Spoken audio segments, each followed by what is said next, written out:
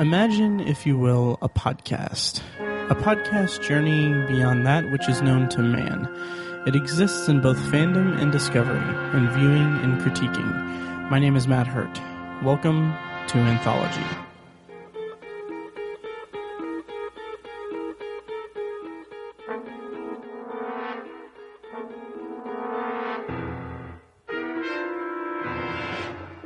Welcome to Anthology, presented by ObsessiveViewer.com. If this is your first time listening, Anthology is a podcast exploring science fiction anthology storytelling during television's golden age, beginning with The Twilight Zone.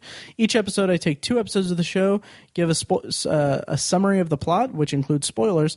I share notable cast and crew trivia, and then delve into my feelings on the episode as a viewer. You can find more of Anthology at anthologypod.com. If you want to contact me, you can tweet me at ObsessiveViewer, send an email to matt@obsessiveviewer.com, or call and leave me a voicemail at 317-762-6099.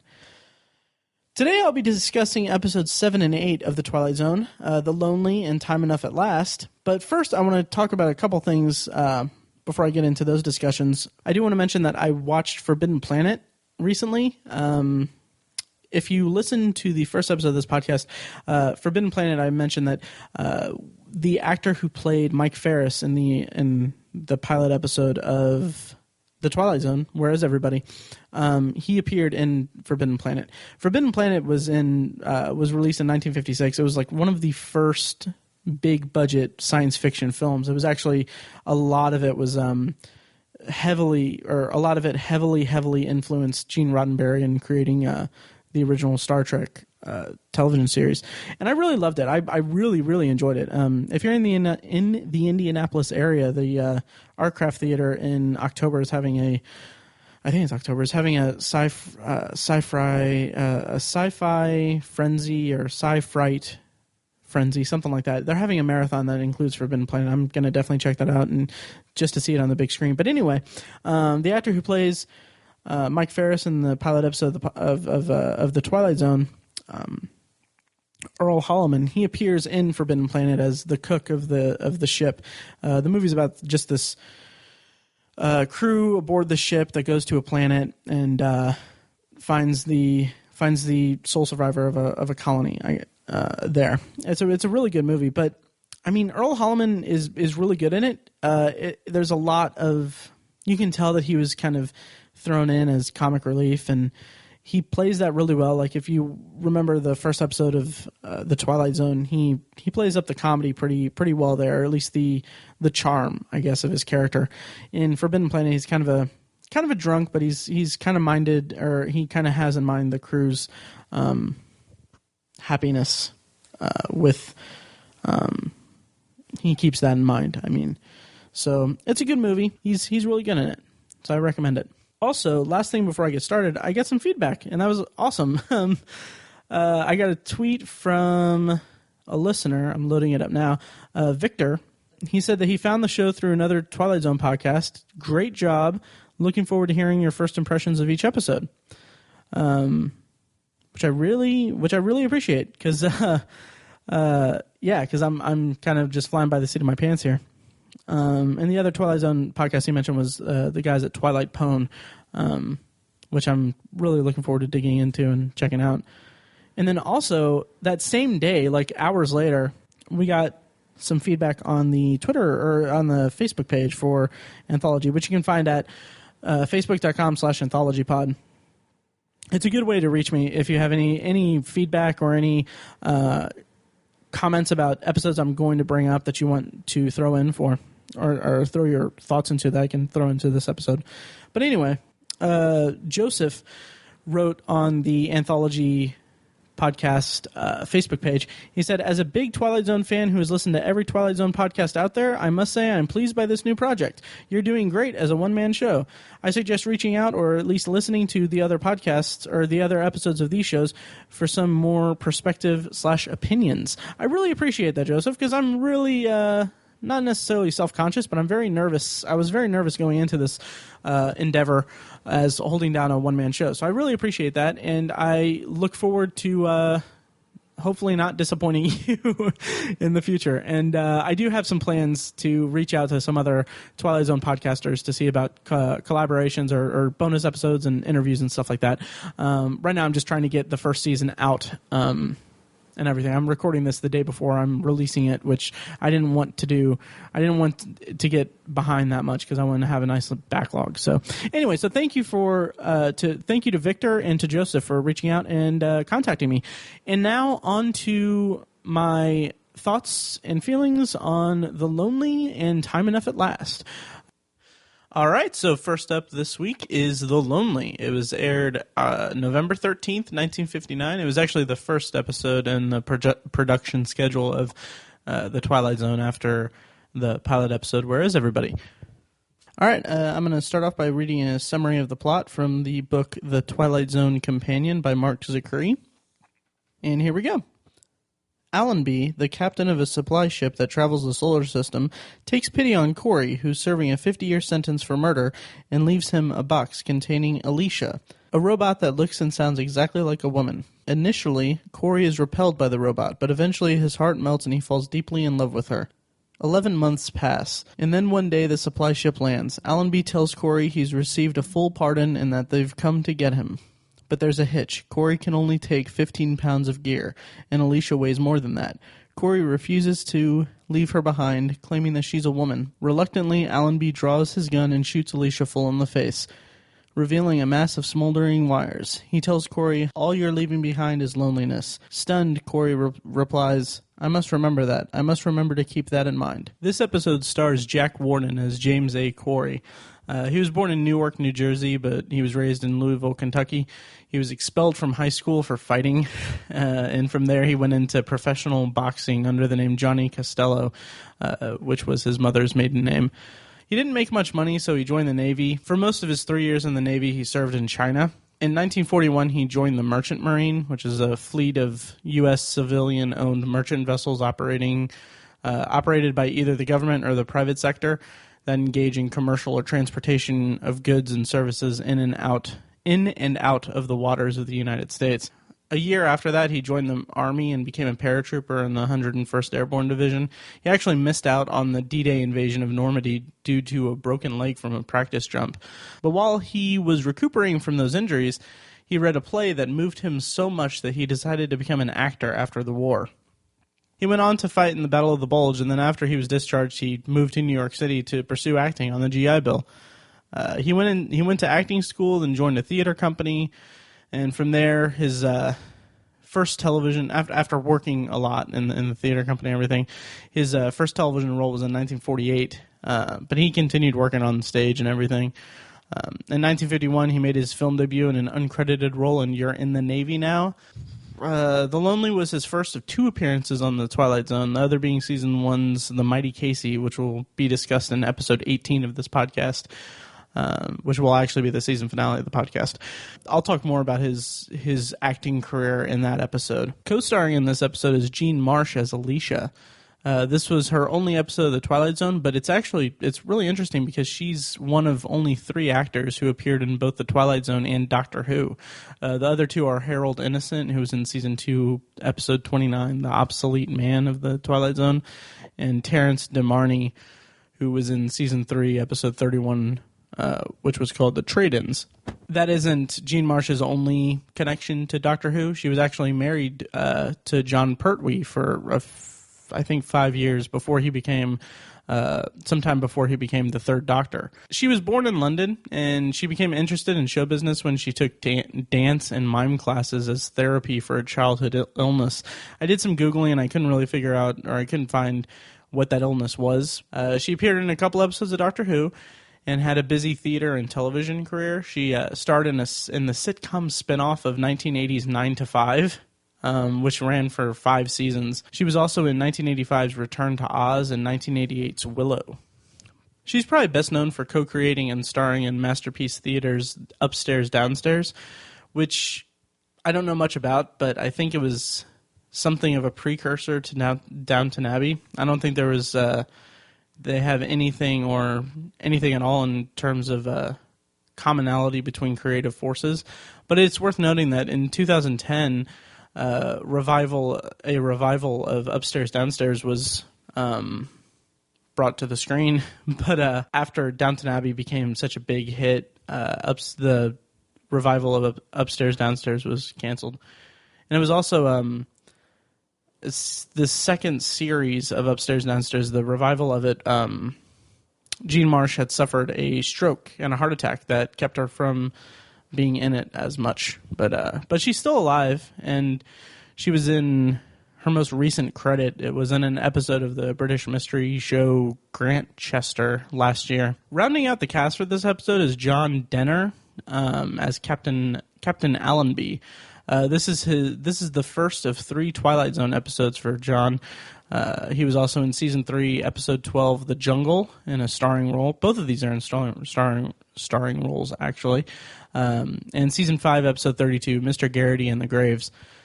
I'll just touch on briefly some little tidbits about him, and then I'll expand more into his career and everything when I talk about one of his starring roles in the show. But he started as an animator for Walt Disney Studios. Then he went on to work as a radio DJ, and then he became a professional pianist. And I just think that that's really interesting. That's a very strange trajectory for someone to go career-wise that would eventually land him into being an actor. But I'll talk more about that when I get to season 3 of the show, particularly episode 12, The Jungle. Once again, of course, this episode was written by Rod Serling. I can't speak to what frame of mind he was in when he wrote it, but the theme of this episode is pretty straightforward. It's about shedding the baggage that we carry. In this episode, it's loneliness and isolation, but I feel like Alicia could represent anything, as I'll get into here in a second. Director for this episode was Jack Smite. This was his first of 4 Twilight Zone episodes. The other 3 were all in Season 2, episodes 8, 11, and 17. I'll talk more about his career overall in those episodes next season. But I do want to mention that he won 1 Primetime Emmy in 1959 for an episode of Alcoa Theater called Eddie. So good for him. So now we've come to my feelings as a viewer on this episode of The Twilight Zone. As I said a few minutes ago, the episode is about loneliness. That's pretty obvious. It's one of the more overt themes and statements that the show has made so far. What I really appreciated about it, though, was that it dealt with James Corey's imprisonment on the asteroid in a very human way. Maybe this is due more to Jack Warden's performance as Corey, but he really just nailed the role.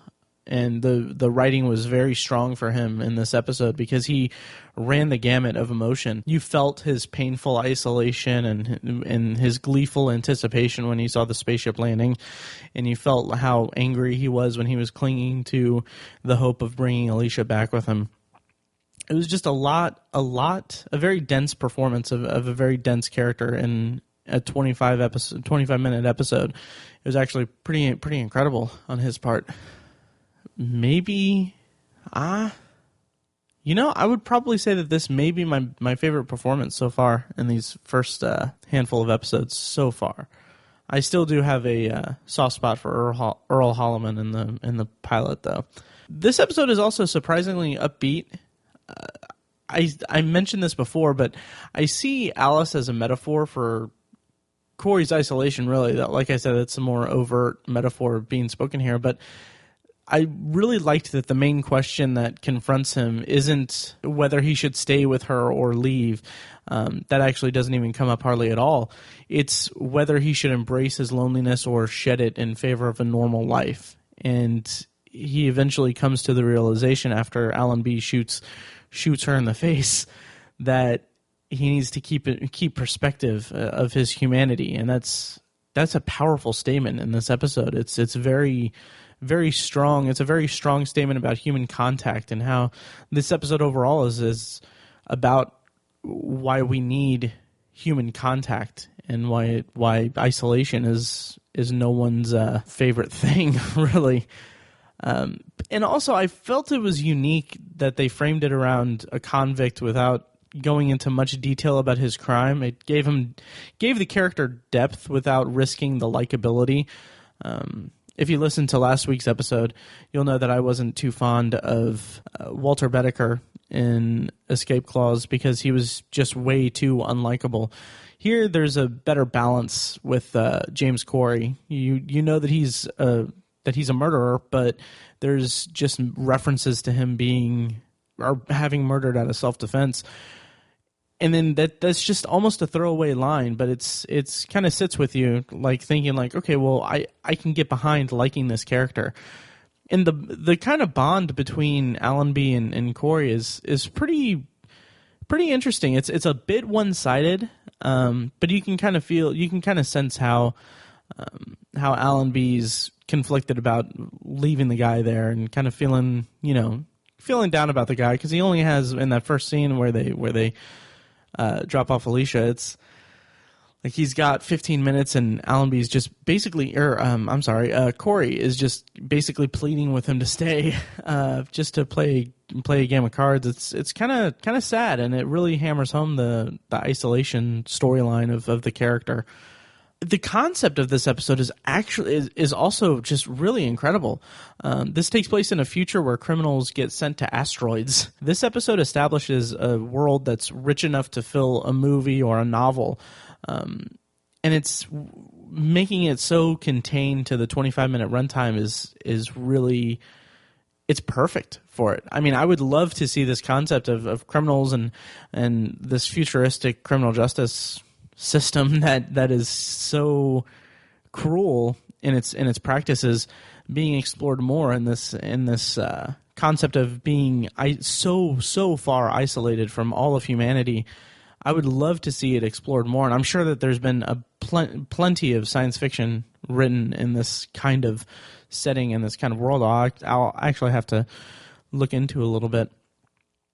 But here in the Twilight Zone, it sets such a world and such a story so perfectly, and it's spectacular in its establishment of its vastness. One of the great things about anthology series overall is that it's 25 minutes of just dipping into this world and dipping into character stories, and then you're out of it. Like, we're never going to go back to Corey and on the asteroid or this world ever again. But here, for the 25 minutes of the Twilight Zone's 7th episode, you feel like you know this world, or you know enough about this world that it sticks with you, and it really makes you be able to side with and really get invested in Corey's story. And I really liked the kind of almost subtle way that Allenby's shipmates handled or reacted to Corey. Like, they were angry for having to go on these supply runs for months and months at a time and being away from their families. But I feel like that's really the only allegory to humans, the human component of the story. Humanity and the society that resides on Earth in this story, I feel like that shipmate's reaction to talking to Corey, it can be kind of extrapolated into being a metaphor for how humanity sees criminals in this world. I mean, they've gone so far as to just ship them off onto asteroids for isolation. And I mean, when you kind of unpack the plot and unpack the story a little bit, it's a bit nonsensical. I mean, you've got one sole convict on an asteroid that it requires resupplies throughout the year. And I mean, the amount of fuel and time and manpower that it takes that it must take to do that, and for several other convicts, it seems, judging from Allenby's statements about picking up other criminals throughout on other asteroids, you kind of, I mean, it's a big pill to swallow, really. If you ignore that, it's still a very strong story about human beings and human connection and stuff like that. And I do want to mention that shooting in Death Valley, they filmed this in Death Valley, and it makes it feel it makes it feel just like it's got a huge budget, and it makes it feel like a much bigger production than just a simple television series, anthology series on TV. The vastness of the shots. I mean, there are shots that are just of the wasteland around Corey, and you really feel like that emptiness and that loneliness that he feels because of those shots, just showing just massive expanses of desert wastelands and dunes and stuff like that.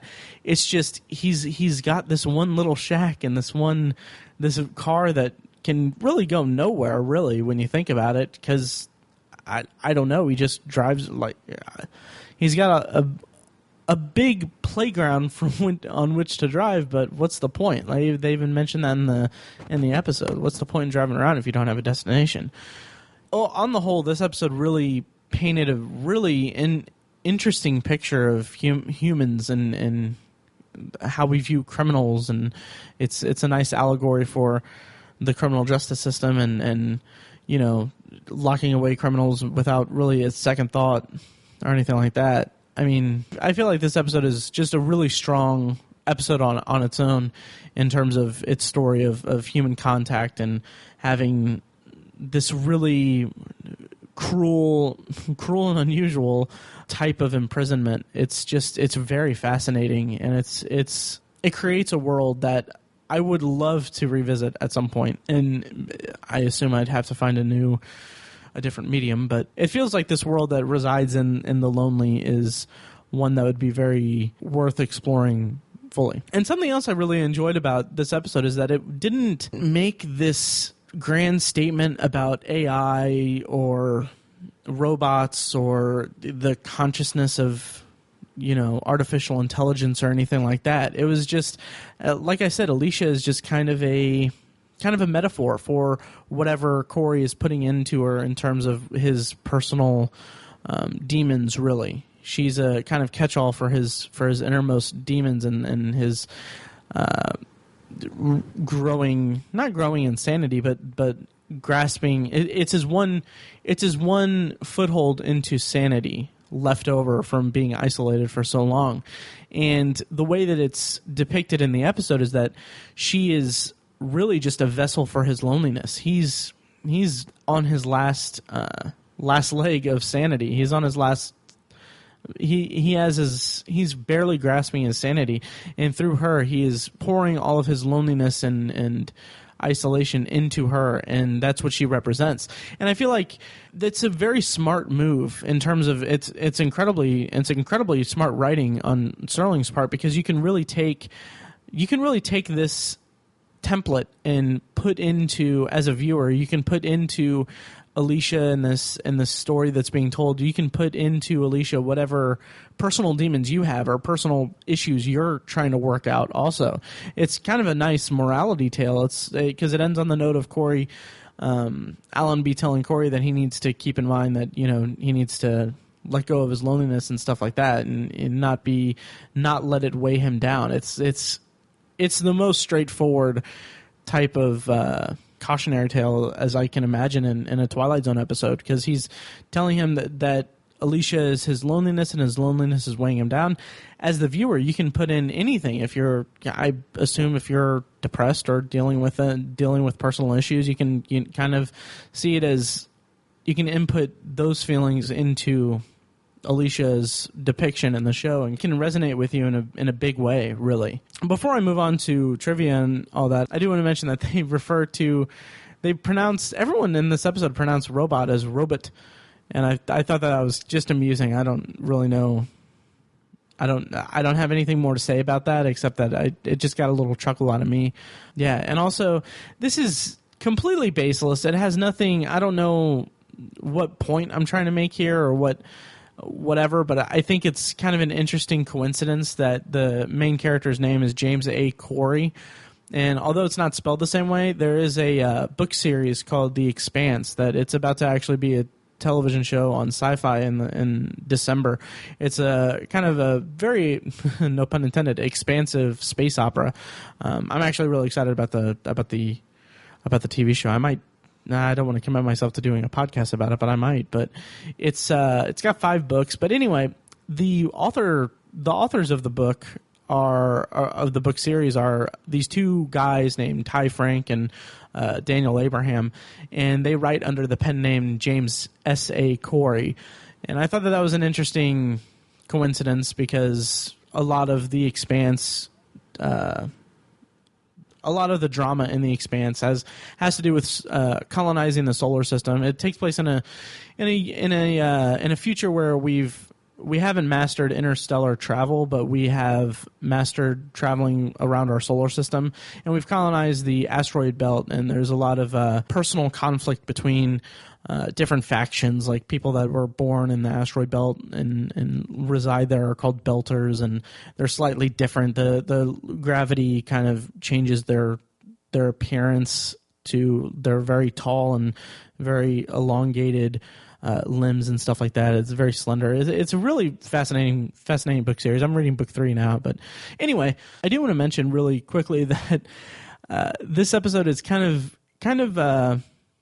an interesting time for me to watch it and review it, because I actually just recently watched Ex Machina, the sci-fi film from Alex Garland, who wrote Sunshine and 20 Days Later, 2 of my favorite movies of the past 15 years. But it's his directorial debut, and it deals with a lot of these kind of concepts of humanity and artificial intelligence and how they kind of interact with each other. It's if you're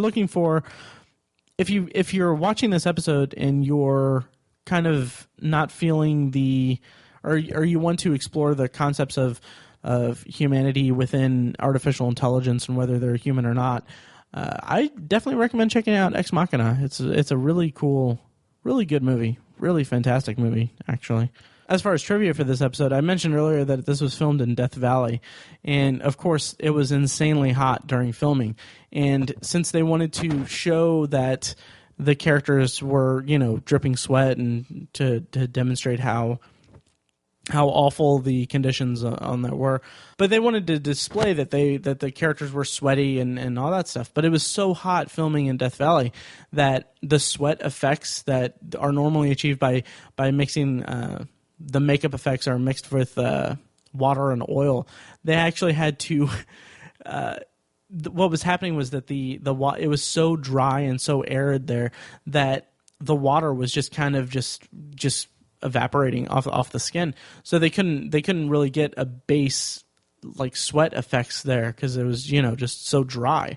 So what they ended up having to do was they had to mix like 90% oil and 10% water to get them to actually stay. Like they would have so a lot of the makeup effects of the sweat are just droplets of oil that stayed there for it. And also toward the end of the episode where Jean Marsh or Alicia is laying on the ground at the end of the episode, they actually put a thermometer next to her, and it turns out that the ground where she was laying was around 140 degrees.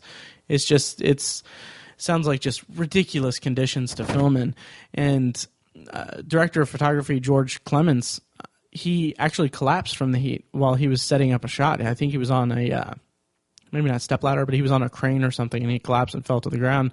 A lot of the crew members thought that maybe he was having a heart attack. No, but he just collapsed from the heat, and it was just so unbearable. Several other crew members couldn't bear it either, and there was a lot of it was just a really messy shoot. And I guess the last 2 days of shooting, they had the scenes left to film that took place in the shack, in Corey's shack, and they figured they ended up just packing up and going to an air conditioned set to film those scenes, and that made everyone else really happy. Of course, before we move on to the next episode, here's a highlight from a recent episode of The Obsessive Viewer. It's a weekly movie and TV podcast that I host with my friends Mike and Tiny. Yep, after 9/11, Haley Joel Osment's like, I'm getting out of here. I can't be around you anymore. I need to go my own way because horrible things are happening. I ruined this intern at the White House's life because you took me on a trip to see the White House, and now 9/11's happened. I can't be around you. So he's driving across country to get away from Forrest, who is running after him to find him again. Of course, you can find The Obsessive Viewer on iTunes, Stitcher, and at obsessiveviewer.com. And next up, of course, we have Time Enough at Last. Seriously, this is probably the most iconic episode of the Twilight Zone that I'm aware of. At least coming from a first-time viewer of the show, this episode is the one that kind of permeated pop culture more than any other episode for me. I was more aware of this episode than many other episodes of the Twilight Zone before I saw it. So, which is weird because I went through, and I'm getting ahead of myself, but I went through and I saw that on the trivia page for this episode on IMDb, there's not much listed in terms of shows and movies that referenced it, which I think that trivia page may just be out of date, or I think the connections page is just out of date. But I remember this episode being one of the ones that you really, really remember. It was aired November 20th, 1959, and as always, I'll go ahead and give you a rundown of the episode summary. Again, this will be spoiling it, so if you want to go back and watch it before you listen to this, that is advised. This episode summary comes from the book The Twilight Zone Companion by Mark Zicree. Mild-mannered and myopic, bank teller Henry Bemis loves to read, but neither his shrewish wife nor efficiency-minded boss give him much chance. Sneaking into the vault on his lunch hour to read, he is knocked unconscious by a mammoth shockwave. When he comes to, he discovers that the world has been devastated by a nuclear war and that he, having been protected by the vault, is the last man on Earth. He decides to commit suicide, but at the final moment his eyes fall on the ruins of a library. For him, it is paradise. Gleefully, he piles the books high, organizing his reading for the years to come.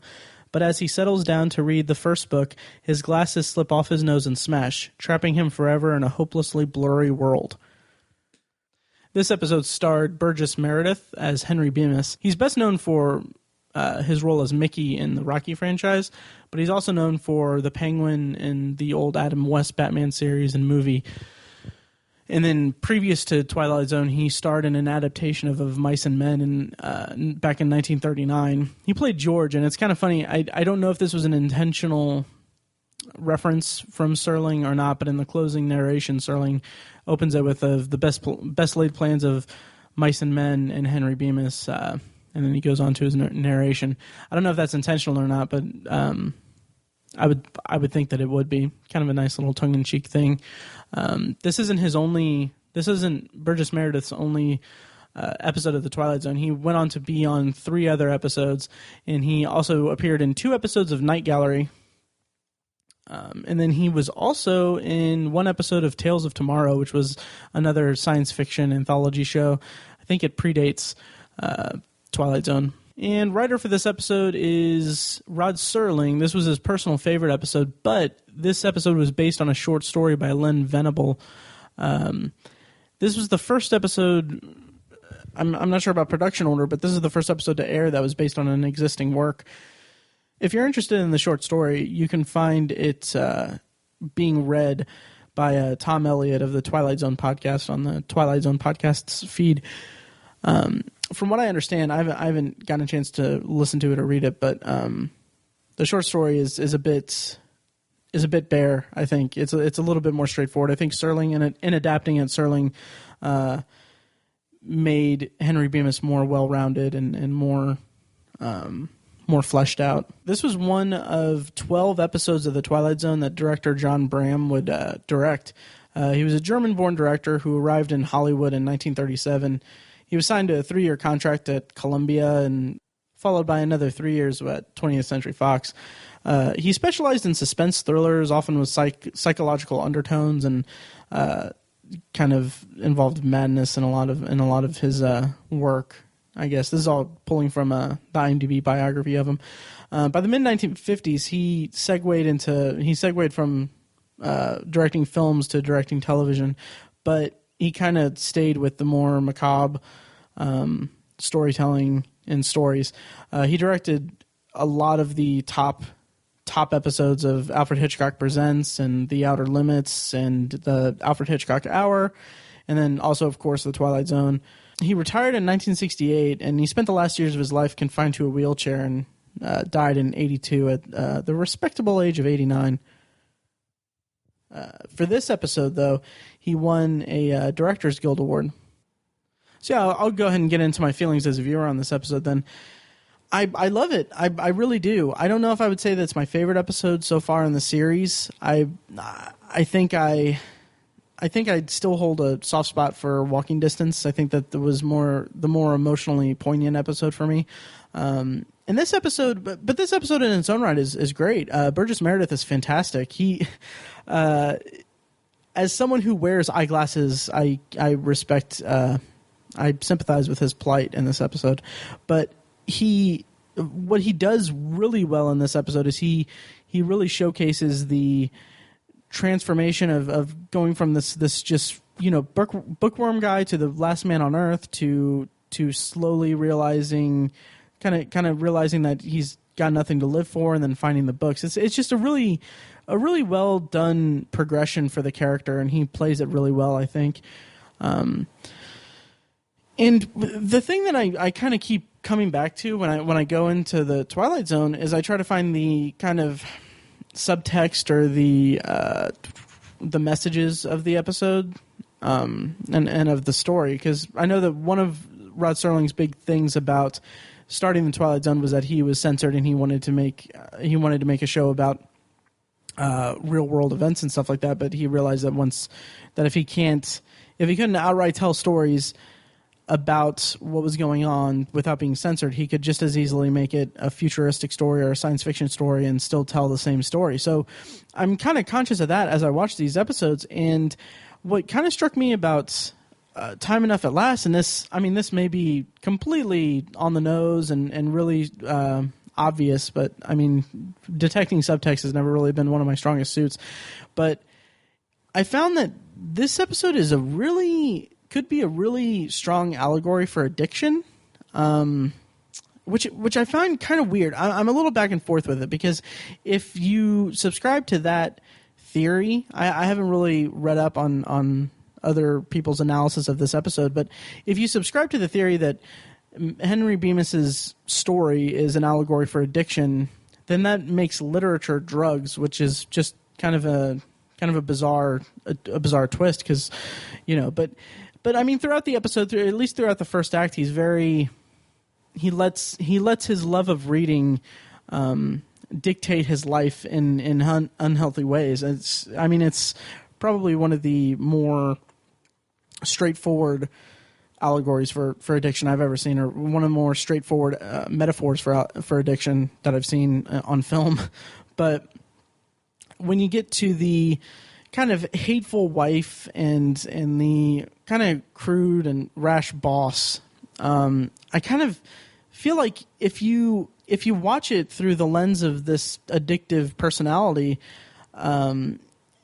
are they hateful and crude? Is that just a matter of perspective? Like, we're viewing this from Henry Bemis's perspective, and they're being very shrill, very angry, and I mean, they're kind of really mean-spirited toward him because he loves his books. But I mean, if you were to substitute books for any kind of illicit substance or an addiction to something that's really harmful to him, to his health and everything, they kind of seem a little bit more within their right to berate him and all that. But I don't know. I think that maybe I'm reaching, but I don't think so, because I think that you can really kind of transpose that type of story or that type of subtext into the story if it wasn't the intention either, because it fits kind of surprisingly well, and it's kind of brings an interesting layer to the cruel twist of fate at the end of Henry not being able to finding unlimited supply of his drug, for lack of a better word, and then being incapable of consuming it at the end. It's kind of an interesting twist there. It also plays on the kind of, I assume, Cold War fear of nuclear winter. Also, I mentioned this in the first episode of Anthology about the pilot episode of the show, saying that when Mike in that first episode said that he was wondering if maybe a bomb went off, that kind of tapped into kind of the cultural fear of the time, I believe, of nuclear winter, basically. It was kind of in the forefront of the mind. This episode is, I mean, this was seven episodes later, and we have a full-on nuclear explosion and nuclear winter that was really kind of interesting. I applauded the first episode of the series for kind of having that be a subtle bit of information thrown in to kind of really bridge a relatability to the audience. And here, I mean, here it's kind of the reverse of that. It's a full-blown explosion, and you see the fallout and everything. But it's effective here too. It's quite effective, actually. Like, the set design and the production design is really spectacular for the time and for the budget that I'm sure the show had. The backdrops of the cityscape can kind of feel a little bit like when Henry goes back toward the wasteland, and he kind of goes back, not backstage, but he goes downstage. I think that's the correct terminology. But he goes back toward the backdrop. You kind of get the sense like he's about to run into a wall that's a painting of the wasteland, which it didn't. I mean, it's not a bad. It wasn't distracting or anything, but that's just something that I noticed, and I may be spoiled from modern day big budget movies and TV shows and stuff like that, but I kind of got that impression. But that's not to detract from the spectacular set design throughout the rest of the episode. I mean, the amount of detail put into just shots of him wandering the fallout, like, that's something that it's the scope of it is something that we hadn't seen in the Twilight Zone yet. Because the Twilight Zone up until this point was filmed on a lot of like backlots and central center, like singular sets and things like that. And this is kind of a more open world kind of designed set. It's not it's not just a backlot or just an abandoned city or anything like that. It's there's a lot of care put into the detail of this episode, and I really appreciated that. And I liked it. It kind of helped sell it. I will say that it's kind of funny to see Henry Bemis kind of wandering around. Like, the knowledge of how nuclear bombs work and everything now is it's kind of funny. I don't know if this is really something that it would have had to been. He would have just been dead from radiation poisoning pretty quickly. But I mean that's neither here nor there. But it's something to consider. For this episode, or in the lead up to recording this piece of the episode, I went to the Twilight Zone subreddit at r/Twilight Zone, and I asked the good folks there what their feelings on Time Enough at Last was, and I got a handful of pretty good responses from the users there.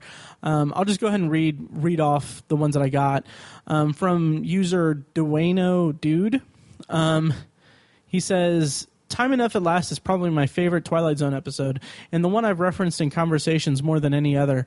Such excellent casting of Burgess Meredith as a book lover whose single-minded focus is constantly interrupted by colleagues and his wife. Great build-up to see him realize his catastrophe is really a blessing where interruptions are a thing of the past, and then, in classic Twilight Zone form, a single moment of clumsiness wipes it all away again. I agree completely. While it's not my personal favorite so far, but I really think this user really nailed it on the head of why it works so well. Then user Metallic Opeth said, it's definitely the best episode, I think, if not a top 3 for sure. Everything about it is perfect. The script and acting are superb. Burgess did a fantastic job with the role. I agree. And then this user has an awesome username. Glitter Sniffer 15 says, it's a good one, but I prefer some others to this one. I'm a huge book lover, and honestly, I have felt like Burgess Meredith a lot of time. However, I really enjoy The Obsolete Man. I'm looking forward to checking out that episode. Glitter Sniffer 15. I want to say that that's in season 3, or it might be later this season. I'm not sure, but I'm looking forward to it. And thank you for your comment. I actually wonder what that user thinks of the analogy of it being the thought of it being a metaphor for addiction. Then finally, Mr. Guy Incognito says, yes, one of the most iconic of the series. There was a parody of it in, I think, Family Guy that was pretty funny as well. So those are the Reddit comments. Let me know if you like me doing that. I'm thinking about throwing in to the throwing in kind of every week or so threads into the Twilight Zone subreddit to see what people think of the show or think of the specific episode I'm about to talk about. But anyway, so let me know what you think of that. And to go off of what Mr. Guy Incognito said about there being a parody of it in Family Guy, I think that that's one of the... I may be mistaken. When I mentioned that the connections page on IMDb lists only a handful of references to this episode of The Twilight Zone, I'm sure that there are more out there, but I do remember the Family Guy episode that he's referring to. I want to say that it's like season 3. I think it's titled Wasted Talent, where Peter finds out that he can play the piano perfectly when he's drunk. So there's a cutaway where he wonders if he's destroying any brain cells or anything like that, and then they show he has one brain cell left, and it's basically Henry Bemis, and he's got a lot of books, and he's like, finally, I have time enough at last to read all my books, and then he crushes his glasses. So, but I do remember that episode specifically being one of the points in pop culture where I saw reference to this episode, and I mean when Family Guy was canceled originally, I discovered it on DVD and I watched it ad nauseum. So this episode really kind of stuck out to me. Now that I think about it, it might actually have been the episode parodying Willy Wonka and the Chocolate Factory. So I think that that's indicative of it being a big point of pop culture. I mean, sure, that's only one example, but I do feel like seeing that depiction in Family Guy, like I immediately recognized it as being something related to the Twilight Zone. I just didn't know what exactly it was relating to at the time, because like I said, this is my first time watching Twilight Zone. I eventually found out that this is what it was referencing, obviously. A little bit of trivia before I round out this episode of Anthology. Burgess Meredith cited this episode as being one of the biggest things from his career that he would get noticed for. Like every time he had a run-in with a fan, they would reference this episode. I think it reached a point where it got kind of annoying to him. But I think that speaks a lot to the cultural impact and the power of this episode of The Twilight Zone, because, I mean, like I said, Burgess Meredith was Mickey in the Rocky franchise, and those were big movies, and yet he was still not necessarily pestered, but he was still being, getting praise for his portrayal of Henry Bemis in this one episode of The Twilight Zone. I think that speaks a lot to its quality, and while I don't think that it's my favorite episode so far, it's still a really good story and a really well executed show of the episode of The Twilight Zone.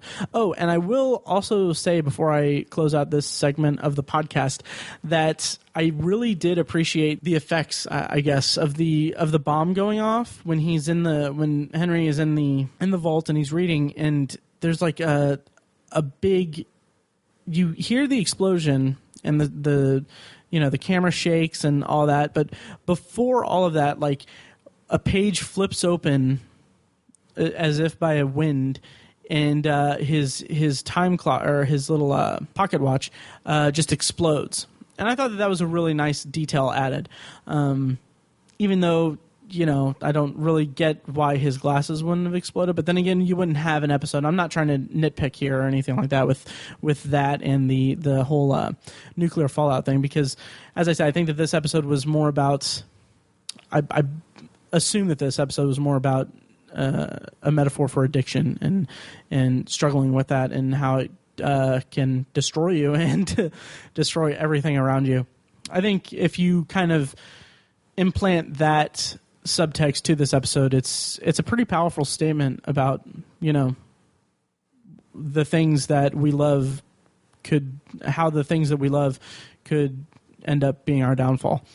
So that does it for this week's Anthology, podcast exploring science fiction anthology television during TV's golden age, starting with The Twilight Zone. I want to thank you for listening and thank you for downloading. And if you don't mind, go onto iTunes and hit a hit the rating and write a quick review of the podcast. It really helps out a lot to get Anthology out there to as many listeners as I can. And also, while you're at it, check out Obsessive Viewer. I really am proud of that podcast. If you're into movies and television, just more broad topics than, one classic science fiction television show. And join me next week. I'll have a new episode of Anthology up. I'll be covering episodes 9 and 10 of the Twilight Zone's first season. That's Perchance to Dream and Judgment Night. And I'm looking forward to talking about both of those. Once again, that's another episode about time travel, and there's kind of a fun episode, fun and confusing episode. I'm looking forward to rewatching that with Perchance to Dream. Kind of a bizarre episode, but anyway, check out the next episode for my thoughts on those, and please rate and review on iTunes. It helps out a lot, and I'll talk to you next week. Thanks for listening.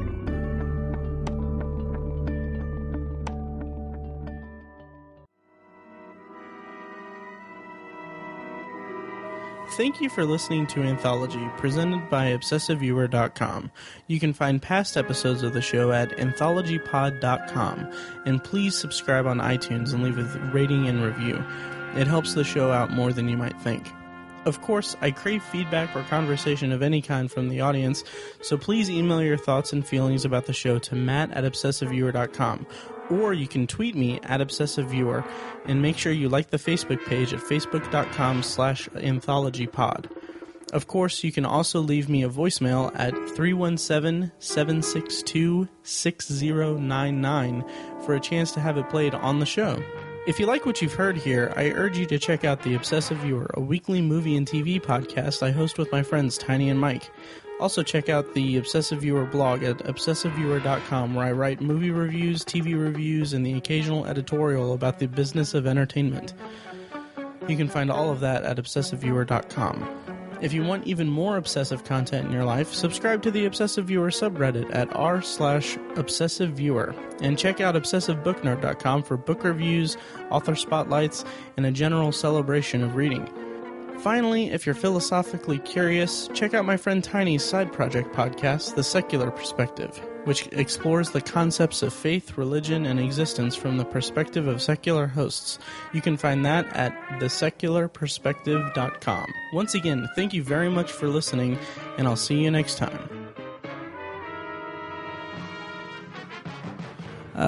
However, I really enjoy the obsolete man. However, I really enjoy the opposite.